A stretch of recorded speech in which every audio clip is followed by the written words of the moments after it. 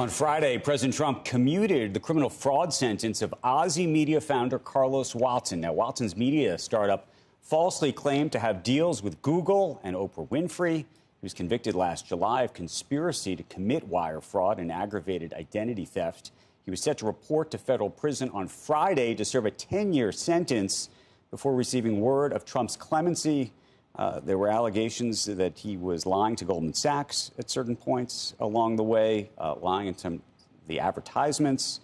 Do you remember that phone call? I remember the phone call where apparently he had changed his voice and he pretended to be somebody else. Yeah. And I don't know what he'd advertise in the New York Times and then say, or whatever newspaper, and then say, the New York Times. The New York Times said, yeah. But I will just say, I don't understand this one. Oh, we don't. What's the real story? What's the real, why? This one I don't understand. I don't understand the Trevor Milton story on Nicola, except to see, by the way, and I really think it undermines the whole sort of credibility of the legal system. I don't know if you saw, not only was he a big donor in this last campaign to the president, I think to the tune of $1.6 million. The Nicola guy? The Nicola guy. In addition to that, his lawyer was Pam Bondi's brother.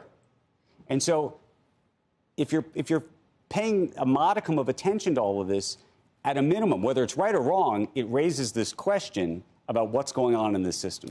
And I think there's a lot of people who are sitting around going, is fraud legal, right? I mean, that's the question. You have no idea about how you feel about the Biden pardons at the end of his term?